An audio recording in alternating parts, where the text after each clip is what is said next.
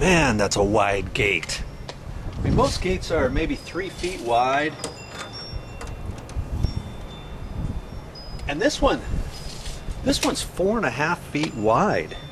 No wonder it's rubbing on the ground over here when you open it. You see that?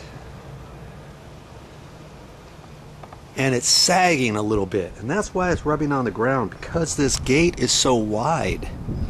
Now they could have built this a little bit different to make it not rub. Now, how do we know it's rubbing? Well, first off, it's not working very good. Secondly, if you look down here, you see the gap down at the bottom? Go all the way up. See how it gets tight? That's because this gate has sagged a little bit. Now, what is the reason why? You got any ideas? Well, here's one reason. Got a post here, and it's 3.5 inches wide. It's a 4x4. It's called a 4x4 post, and that's what most people use for their gates. And usually that's fine if you got a 3-foot wide gate. But because it's so wide, what they could have done and what they should have done was put a 4x6 in here facing this way, so it comes out 5.5 inches this way and 3.5 inches deep like this one. It sticks out. That way it takes the bulk of the weight of the gate. Can you see? If you were to put a 4x6 in there, you wouldn't have this gate sagging. Okay? Now how are we going to fix this? I'm looking around.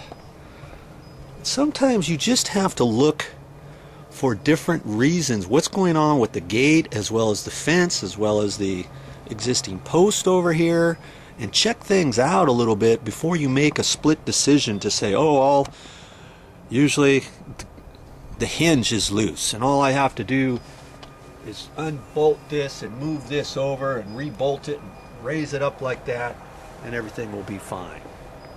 You know, look around first before you decide that. Here's why.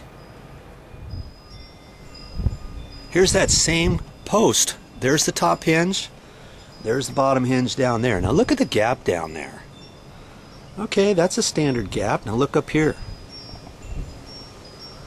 I mean, if anything, this gap right here should be wider, because if this gate actually sagged because of the bad hinges, you'd have a big, huge gap there. That gap should be bigger than the bottom gap down here, and it's not. Usually that's the reason. This gate, something else is going on. Can you see? If we tried to take that hinge, and move it over, there's no room we can move over. There's about a 1/16 of an inch gap there, maybe 1/8 of an inch, and that's not enough for this gate. When you open the gate, let me open this.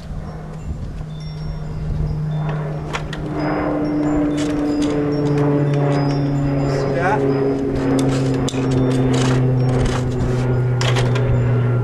It's been rubbing on the ground there. That's because it's got to be raised up.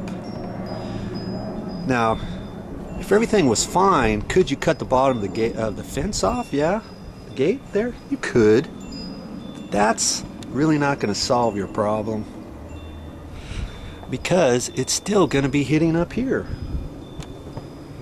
Remember, this thing here is tight. In order to open this, I have to raise up on it. And I can tell a little bit right in here where it's been rubbing. The gate's been rubbing there. Just a little. Not very much, but you see what I mean? All this right here is just the gate. It's just hitting that just a little bit.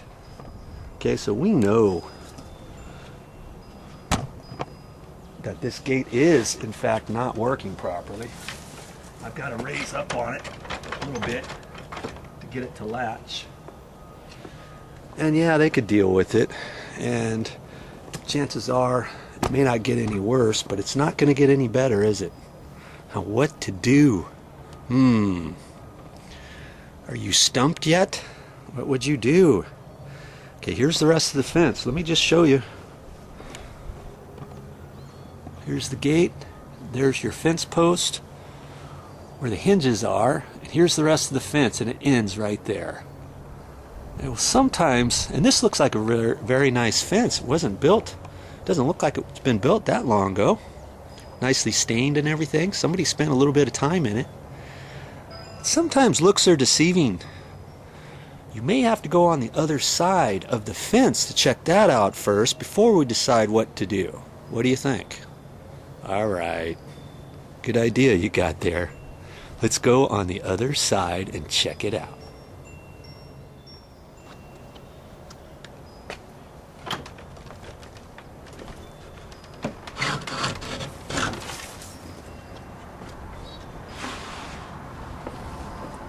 Okay, let's see what's going on here, shall we?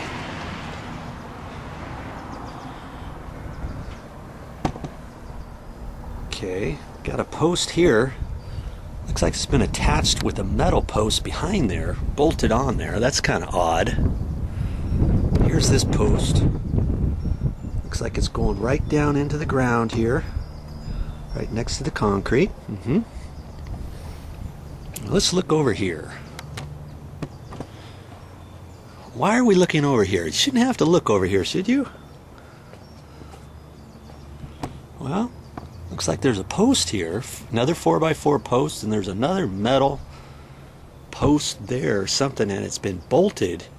And those eye bolts, those lag bolts, whatever, go all the way through, and it's connecting and holding that 4x4 up against that post. I wonder why that is. Well, let's just keep looking a little further. Here's a chain link fence. Here's what I think has been going on. This chain link fence used to go across the front here. There's where that last post is, and there used to be a gate right here. Or maybe not a gate. Maybe nothing. Okay? Well, what could we do to fix this? Now, this post only goes down to the concrete here. It doesn't go down below. It's bolted in here. See how it vibrates when I hit it? Here, let me hit it again. You can see. See? Now, at first glance, if your gate wasn't rubbing down on the concrete and it was just rubbing up here, you could almost take that bolt out and ream that out, push that over and re-bolt that in, and push that post closer to the wall like that. And that would certainly do it, wouldn't it? Could do that, but that's really not going to fix. That's going to fix the side problem, but it's not going to fix this where it's been rubbing, right? It's getting a little breezy. Okay, I'm going to look at this post here. See how wobbly that is? Now that's just going from side to side. So that shouldn't really make the gate sag, should it? But what happens if I push on it the other way? If I push on this, feel pushing it back and forth this way. Because first off, that's a 4x4. It's got a lot of weight on there from the gate. Secondly, that last post is connected, that metal post, right? So it wiggles over there. And so here's what I think is happening. Get you back over here on this side. I'm going to close this gate again.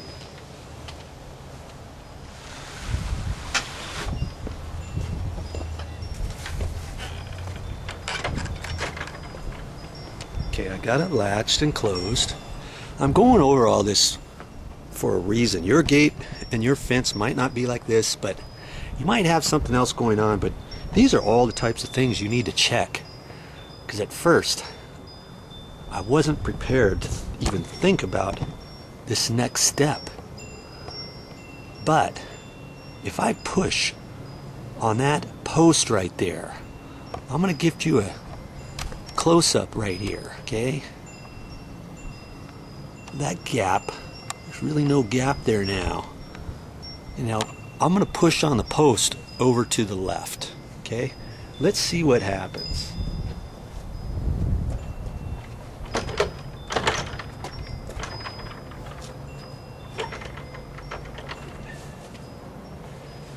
You see how that raises up? That's because this whole fence right here is sagging to the right, from left to right. I'm going to go way down there and I'm going to push on that post. Okay? While I'm pushing on that post, you see what happens right here. Just imagine what's going to happen if we can get this thing fixed. Zoom me in. Okay? Let's see what happens to this gap when I push on that post over there.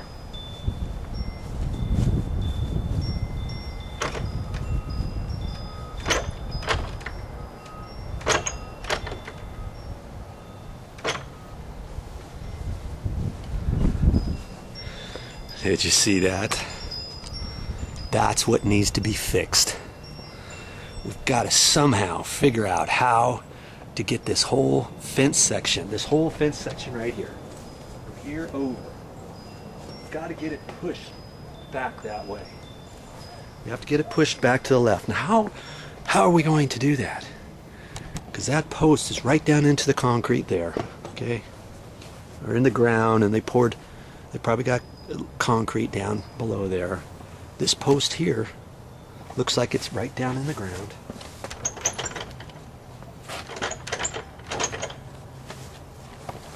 Here, I'll give you another shot. You watch from here. Watch what that gate does when I pull on this post here.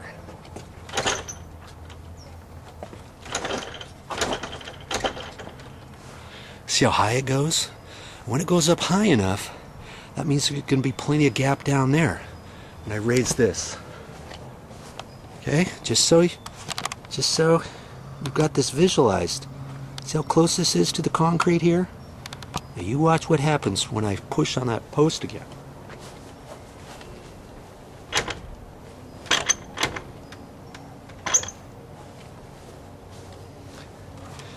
See, that's going to raise up plenty. And then I'll have a gap, nice gap over here. And, you know, this gate at the bottom doesn't line up exactly with the concrete sidewalk. Not because the gate has sagged that much. You see how big the gap is here? You got almost an inch. You got an inch and 5/8 there. Nothing over here. But when I fix it, there's going to be maybe 3/8 of an inch to 1/2 an inch there, I'm hoping. And the reason why it's not going to go up an inch and a half is because we can't get that gate up that high. All right. When they poured this concrete, they sloped it. And anytime you pour concrete from your house, you want to go from your house wall on out, and you want to slope it. And that's, you know, you want to slope it at least maybe 1/4 inch a foot per foot. So this is 4 feet. So you want the end over here at least an inch lower. Well, they did it even more of an angle than that, and maybe it was because the side yard needed to be filled in properly and all that. So enough of that. We've got to figure out how to fix this. I don't have any concrete with me, and I'm not ready and about to start tearing this whole thing apart. I'm trying to do this the least bit of effort as possible. I don't want to dig that out. I don't want to take any of this apart if I don't have to. You know, the one thought was, okay, where's the connection? Up here, right? You could cut this off a little bit, cut the top one off a little bit, cut the connection off, and it looks like it could slide that way. You could take this 1x6 here, slide that over, recut the 2x4 on the back side here. This is already back a quarter. You could cut that off another 1/4 inch or so. You could cut the top one off a quarter, push this over, wedge the whole gate over, and reattach all this from the inside. And that might do the trick. But I've got another idea in mind. You thought about it yet?